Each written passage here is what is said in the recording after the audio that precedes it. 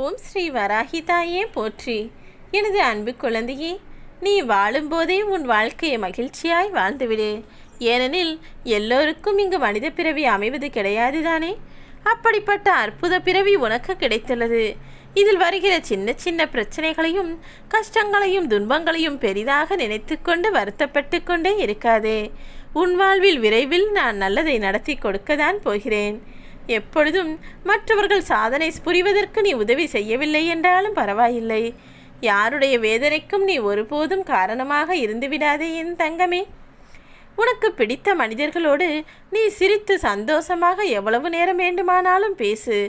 ஆனால் உன்னை பிடிக்காத மனிதர்களுடனும் உனக்கு பிடிக்காத மனிதர்களுடனும் சிந்தித்து சிறிது நேரம் பேசினால் போதும். தேவையில்லாத பிரச்சனைகளை நீ மாட்டிக்கொள்ளக்கூடாது என்பதற்காகத்தான் நான் நல்லது சொல்கிறேன்.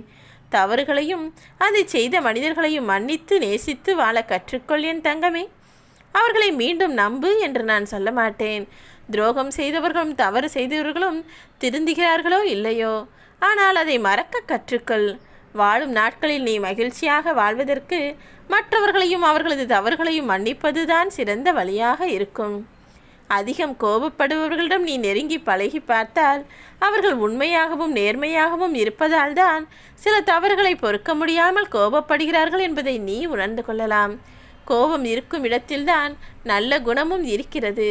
அப்படிப்பட்ட உறவுகளை நீ அருகில் வைத்து கொள்ளலாம். ஆனால் எதுவாக இருந்தாலும் அளவோடு வைத்துக்கொள் என் செல்லமே. உன்னிடம் அருகில் இருக்கும் உறவுகளை இருக்கும்போது வெறுத்துவிட்டு இல்லாத போது அவர்கள் இல்லையே என வருத்தப்படுவதால் மீண்டும் அது கிடைத்து விடுமா என்ன? உறவாக இருந்தாலும் சரி, பொருளாக இருந்தாலும் சரி, உன்னிடம் இருக்கும் பொழுதே அதை ரசிக்க பழகு. இல்லாத போது வருத்தப்படாதே. போலியான புன்னகையை மற்றவர்கள் கண்முன்னால் காட்டிக்கொண்டு திரிவதை விட நான் கோபத்தோடு தான் இருக்கிறேன் என்று அமைதியாக அவர்களை விட்டு ஒதுங்கி இருப்பதே சிறப்பானதாக இருக்கும். வெற்றி பெற்று வாழ்வதை விட மனநிறைவான வாழ்க்கைதானே முக்கியமானது. ஏனெனில் வெற்றி என்பது எப்போது மற்றவர்களால் உனக்கு கிடைக்கிறது. மன நிறைவு என்பது உனக்குள்ளிருந்து நீ கொண்டு வருவது. நீ உனக்குள் இருக்கும் மனநிறைவை எப்பொழுதும் உனக்குள் வைத்து கொண்டால் எல்லா விஷயங்களிலும் வெற்றி தானாகவே கிடைத்துவிடும் என் செல்லமே. அதை விட்டுவிட்டு மனதிற்குள் எப்பொழுதும் ஏதாவது ஒரு விஷயத்தை நினைத்து குறைவுடனேயே இருந்தால் எப்படி உன்னால் மனநிறைவோடு இருக்க முடியும்? மனநிறைவு இல்லாத இடத்தில் நிம்மதியும் சந்தோஷமும் எப்படி நிலைத்திருக்கும்? நீ கோபத்தோடு இருக்கிறாய், நீ ஏதோ ஒரு யோசனையில் இருக்கிறாய், நீ ஒரு குழப்பத்தில் இருக்கிறாய் என்பதற்காக மற்றவர்களிடம் பேசும்போது கோபத்தையோ எரிச்சலையோ வெளிக்காட்டி விடாதே. ஏனெனில் சிறிது நேரத்திற்கு பிறகு எல்லாம் சரியான பிறகு உன்னுடைய மனநிலை அமைதியாக மாறிவிடும். ஆனால் நீ கோபப்பட்டு பேசிய பேச்சுக்கள் ஒருபோதும் மாறாது அல்லவா? அது மற்றவர்களின் மனத்தில் காயத்தையும் உண்டாக்கிவிடக்கூடாது என்பதற்காகத்தான் சொல்கிறேன். நீ பெற்ற அனுபவத்தால் உன் வாழ்க்கையின் ரகசியத்தை கற்றுக்கொள். நான் நித்தமும் உனக்கு நல்லதையும் உன் வாழ்க்கையின் ரகசியங்களையும் சொல்லிக்கொண்டுதானே இருக்கிறேன். வாழ்க்கையின் கணக்குகள் எப்பொழுதும் கஷ்டமானதுதான். உன்னுடன் பழகுபவர்களும் உறவுகளும் வலியையும் வேதனையும் உன்னிடம் கொடுத்துவிட்டு போவார்கள் என்பதும் உண்மைதான். ஆனால் அந்த வலியும் வேதனையும் தான் உன் வாழ்க்கையில் உன்னை அடுத்த நிலைக்கு எடுத்து செல்ல உதவியாக இருக்கும் என்பதை மறவாதே என் தங்கமே.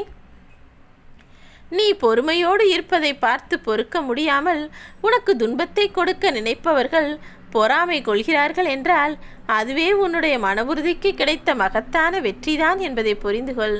நீ நன்றாக வாழுகிறாய், எப்போதும் சிரித்த முகத்தோடும் நிம்மதியோடும் சந்தோஷத்தோடும் இருக்கிறாய் என்பதை பார்க்க பொறுக்காமல் தானே பல பேர் உன்னை துன்பத்திற்கு உள்ளாக்க வேண்டும் என நினைக்கிறார்கள்.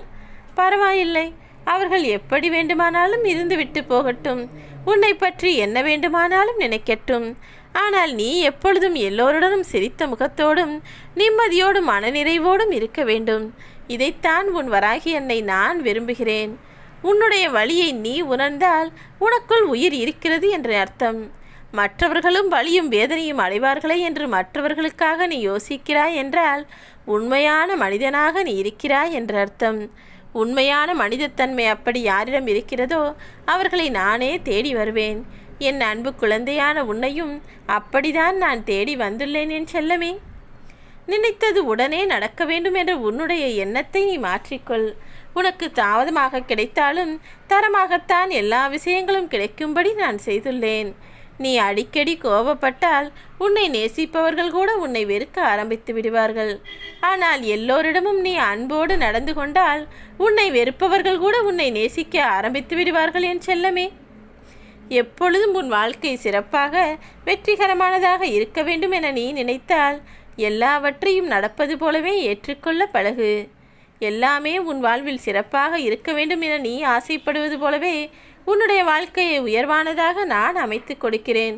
தினமும் ஒருவருக்கு ஏதாவது ஒரு முறையில் உதவுவது என்பது மனதிற்குள் தீர்மானித்துக்கொள் என் செல்லமே.